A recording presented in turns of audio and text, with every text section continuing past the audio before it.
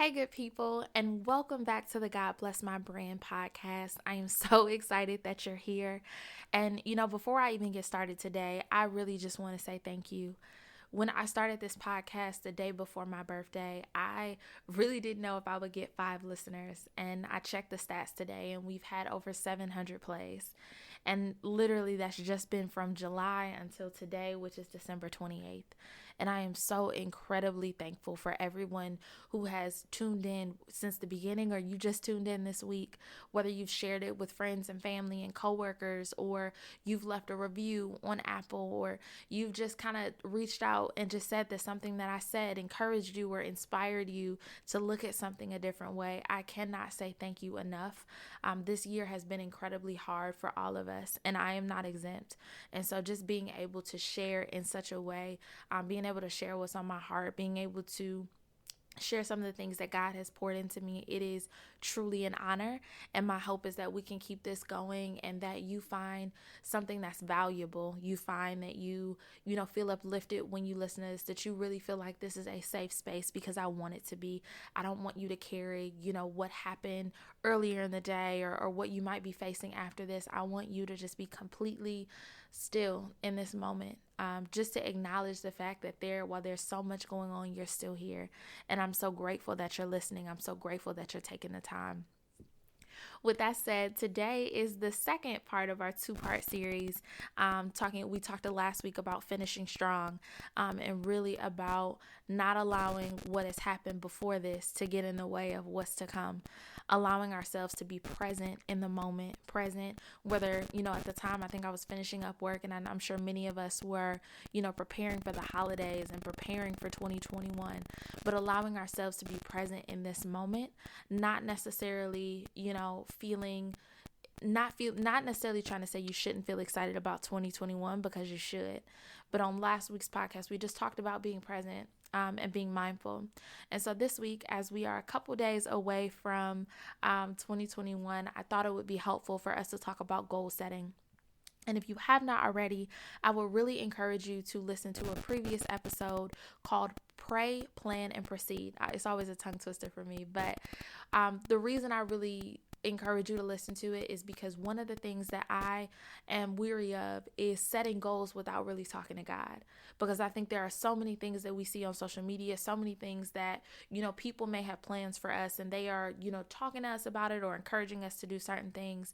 And if there's nothing else that we've learned from this year and all that's gone on, is that it's really important to be in alignment with God. So before you write down anything, before you hit play, I really encourage you to listen to that episode.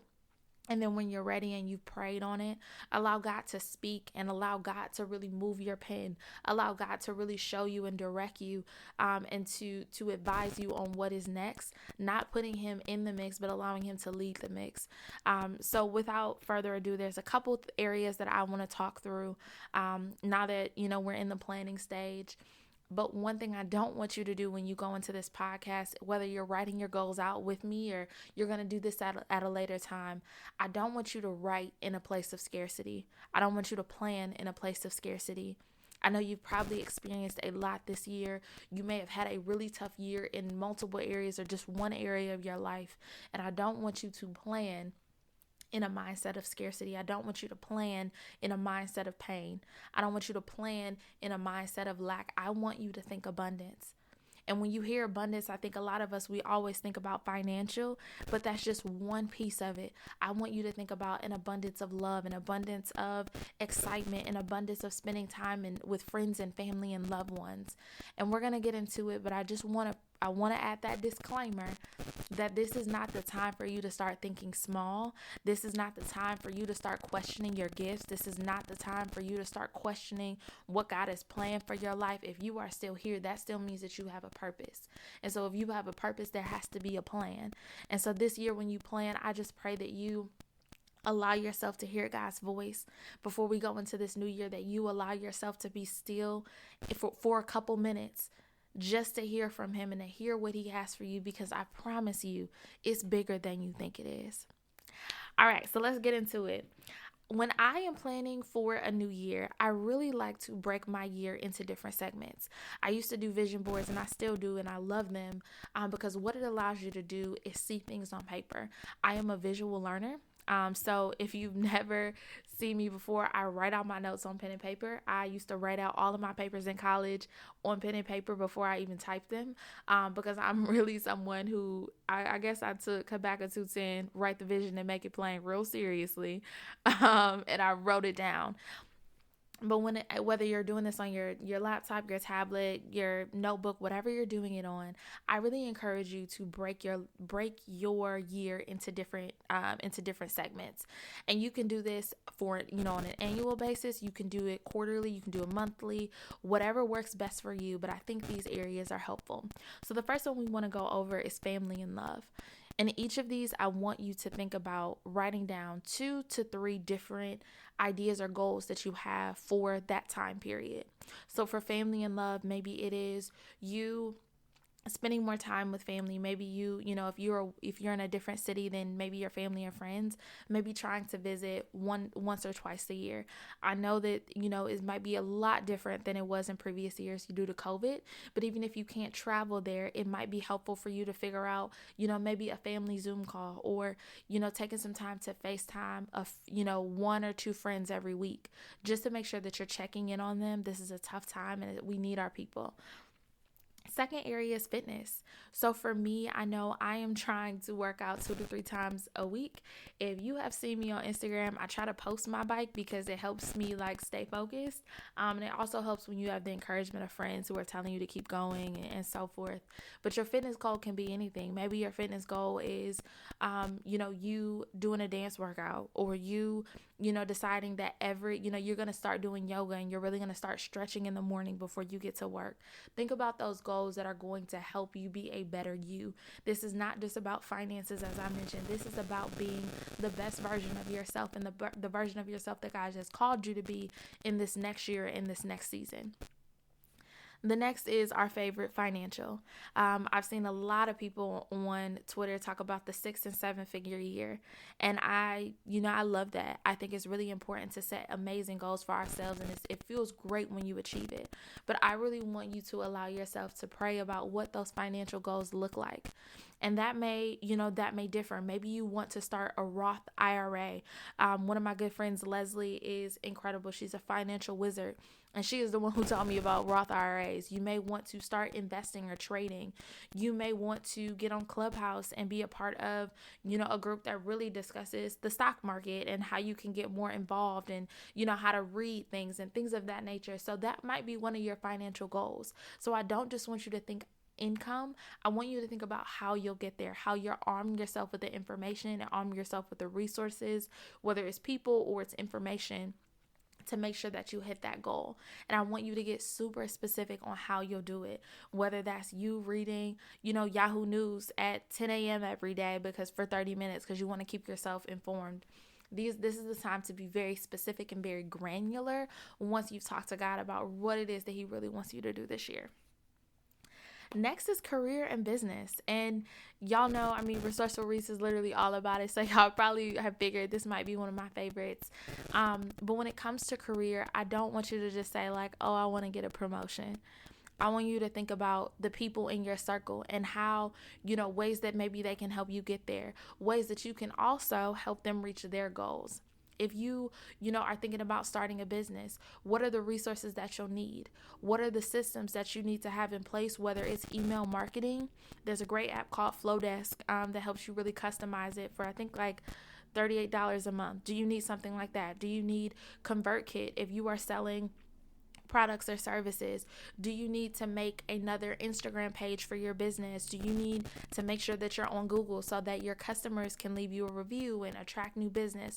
What are the things and systems that you need to have in place to make sure that once you're ready to start that business, or even if you have, that you are putting yourself out there to the right target audience? I want you to think about who that target audience is. Has it changed over the last year since you've done your goals? Have you, are there new products and services that you are being led to start? And what do they look like? What do they need? What is the time capacity that you have to achieve them? This is going to be really, really important as we go into this year, because we don't know what the year will look like, and we want to make sure that, again, we're being specific, that we have a time frame. If you know you need Zoom but you can't afford it right now, how can you save $10 a month or $15 a month to make sure that you can purchase it? And what do those things look like? If you're trying to start an apparel line, who are the people and the suppliers that you need to get familiar with, so that you not only understand the process, but you have your designs, your graphic designers, you have all those things in place. The other thing I want to say on career and business, as many of us are working from home or kind of going back and forth doing in-person and virtual work, it's really, really important that you also take time for yourself.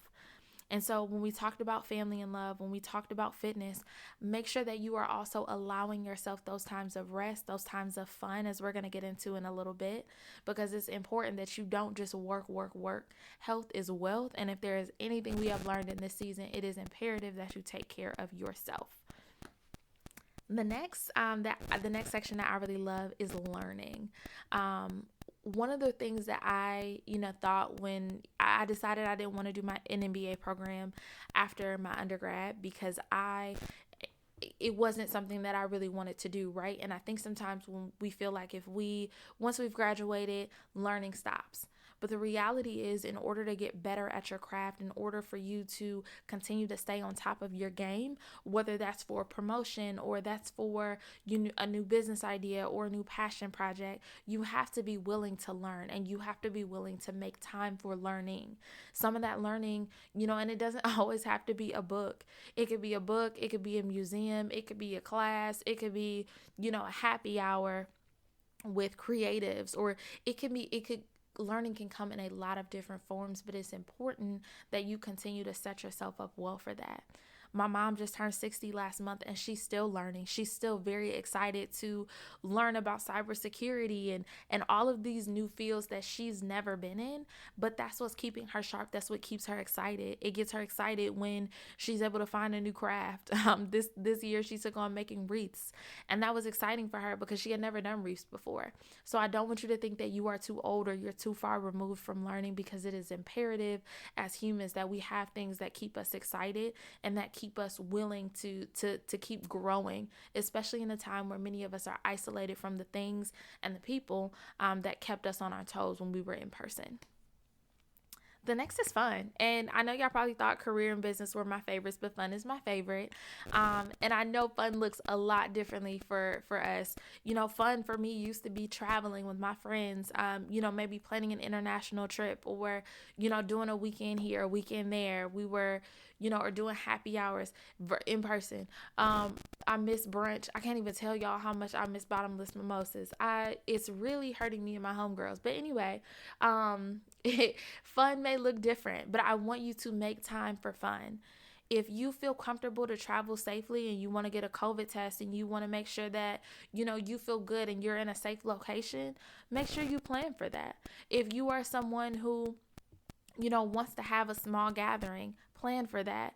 If you want to make sure that you're having virtual game nights or virtual charades or whatever it is with your family, make sure that you plan for that.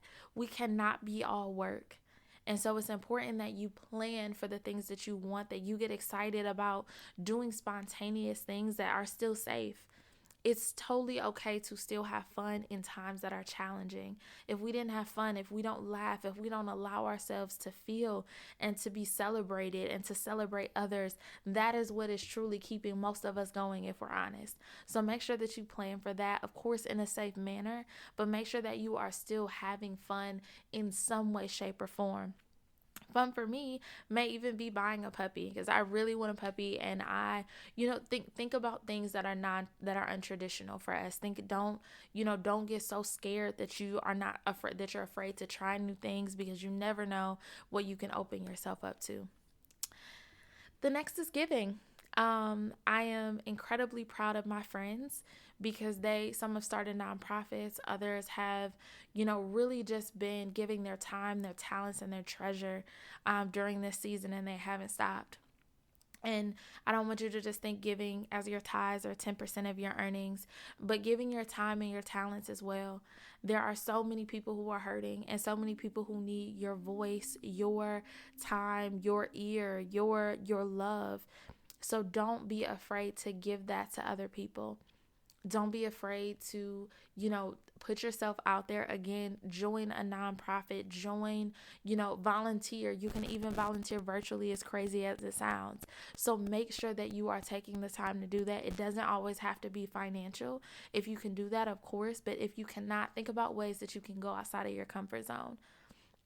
Think about ways that you can maybe donate your clothes. Think about ways that instead of throwing food away, that you can make cute lunch bags and write encouraging notes and pass them out in your neighborhood, not for clout, but because you never know how people got to where they are. So make sure that you're giving, and that be open. I know some of us have a hard time asking for help. Be open to being given, being open to people giving to you and people loving on you and people helping you. I will be the first one to admit that is something I know I need to put on my board this year, is being open to asking for help, and not just asking for help with work or with business, but with my personal life, with my love life, with my spiritual walk, being open to people helping you and to give to you, even if it's just a kind word. Last but not least is mindfulness. And a lot of people have, discovered the art of meditation this year. They've discovered, the art of prayer. Please don't lose that. Many of us we've turned to that because these were some of the darkest times. Regardless of what happens with this vaccine or, what happens with COVID in the coming months, make sure that you keep doing the things that made you, that keep doing the things that kept you centered, that kept you focused, that kept you grounded. Whether that is, you taking 5 to 10 minutes out of your day to pray, or it is you, doing a 30-minute meditation session with your team, or you taking the time to just be still, to have your phone on a totally different part of the room so that you can go to sleep and not necessarily, watch TV for, an hour or two before bed. Whatever it is, don't stop doing it because something has changed in your life. Make sure that you keep those practices consistent and that you're keeping up and you're encouraging those around you to have a mindfulness practice as well. Again, it doesn't necessarily matter as much what you do. It matters how you do it. The last thing I want to say before I end this podcast is just that I'm praying for you. I hope that this year has taught you something about yourself. It's taught you something about your loved ones. It's taught you something about what you want to do, why you want to do it, and how you want to do it.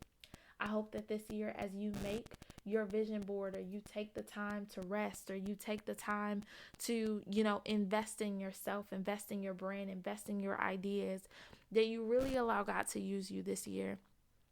That you really allow 2021 to be a year where you prepare, you set a goal and you reach it. A year where you celebrate yourself, a year where you take the time to really be proud and be present of what you're doing and not brush it off. I hope that this is the year that you also confidently and authentically celebrate others. That this is the year where you really get excited about what God is doing in your life. I pray that this is the year that you truly embrace your gifts. I pray that this is the year that you really see God like never before for what He wants you to do. I pray that this is a year that you continue to seek God ideas and not just good ideas. I pray this is the year that you find love and that you find someone who loves you, who accepts you, who honors you, who prays for you, who roots for you when you're not in the room. I pray that you find someone who loves you out loud. I pray that your friendships flourish. I pray that God would allow you to meet and be assigned to people that mean you no harm. I pray that this year your eyes are open and you are just very, very, very excited about what is to come. I'll be back in 2021. I think you'll like what I have cooking up. So keep with me, stay with me, keep me prayed up. And I'm just very excited for you. I hope that you and your family have an incredible holiday season, and I'll see y'all next year.